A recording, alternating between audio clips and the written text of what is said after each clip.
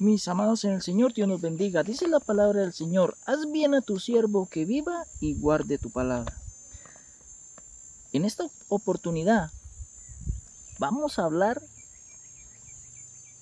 de el Salmo 51, donde David, en una oración sentida, manifiesta su pecado.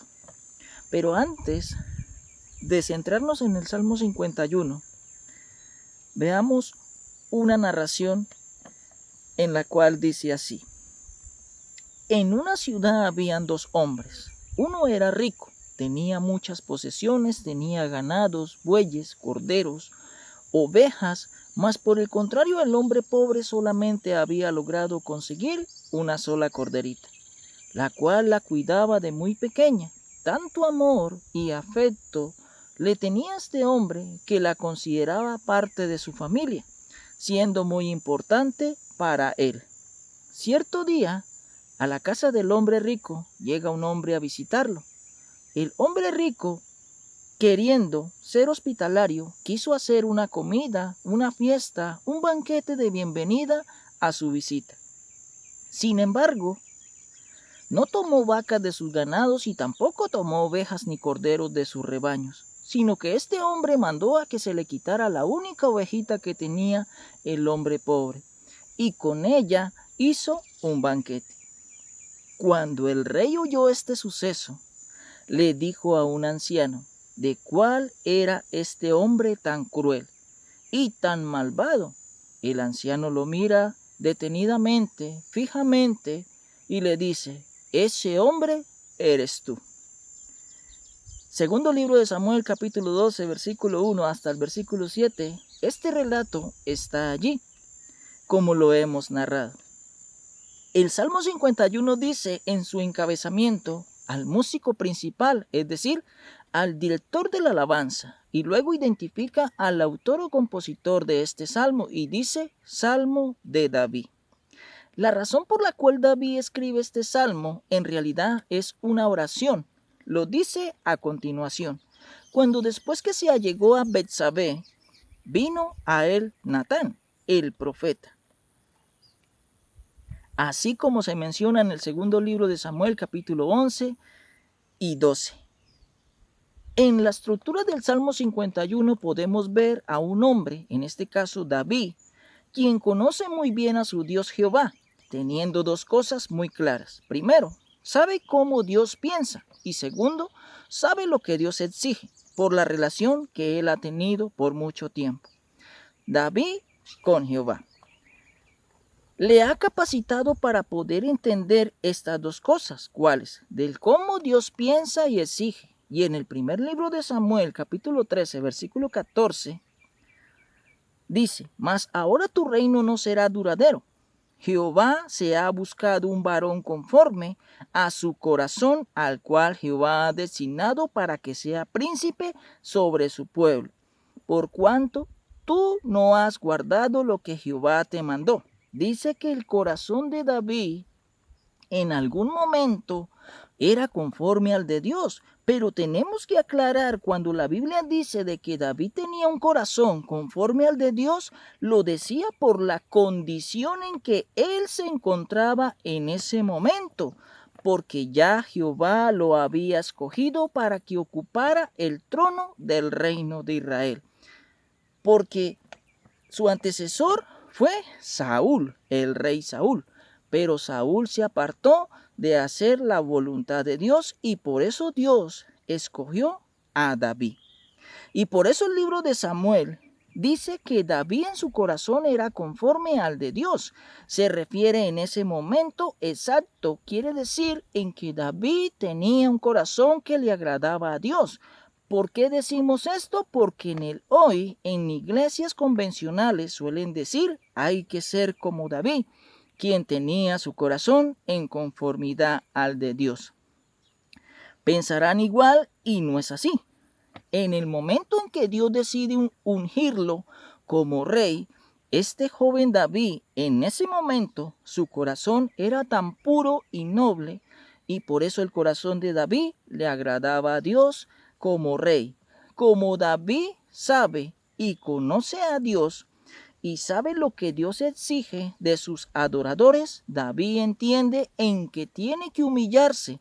Ese es el primer paso. Y veamos en el Evangelio de Mateo, capítulo 23, versículo 12, lo siguiente.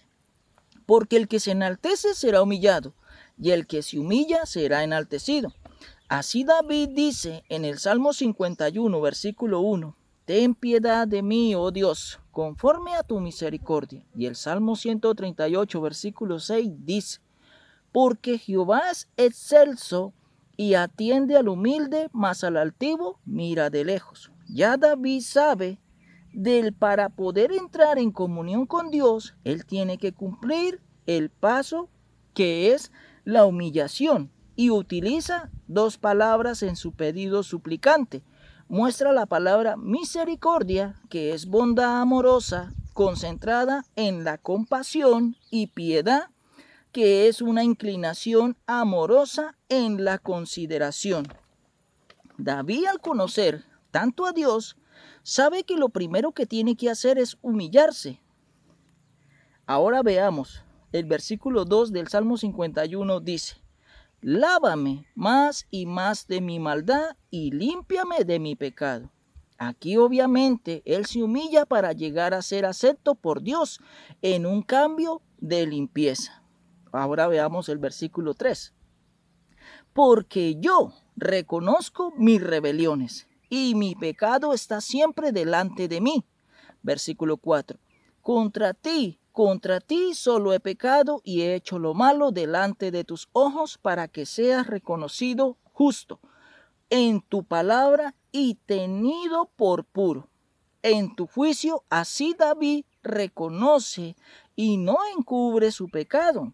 Si no lo reconoce ser un pecador y ya deja de encubrir, porque David había encubierto este pecado que él cometió contra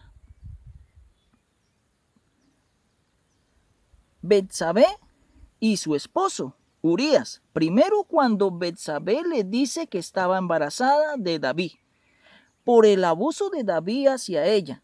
¿Y qué hace David?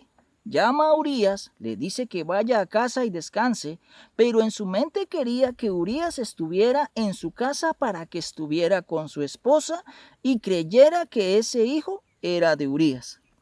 Pero Urías no fue, por unos principios que narra Samuel en el capítulo 11. Por eso David, en este caso, está reconociendo en que es un pecador. Y veamos Proverbios capítulo 28, versículo 13. El que encubre sus pecados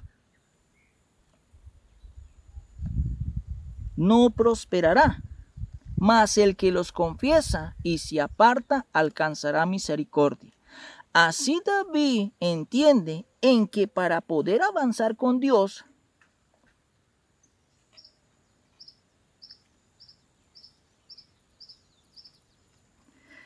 tiene de no encubrir su pecado. Ahora veamos el Evangelio de Lucas capítulo 15, versículo 21. Y el hijo le dijo, Padre, he pecado contra el cielo y contra ti, y ya no soy digno de ser llamado tu hijo. Lo mismo pasó con David. Tuvo que reconocer su pecado. Y veamos el Salmo 51, versículo 5. He aquí, en maldad he sido formado y en pecado me concibió mi madre. Ahora veamos Job capítulo 14, versículo 1.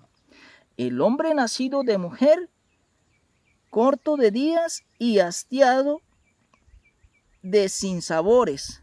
Aquí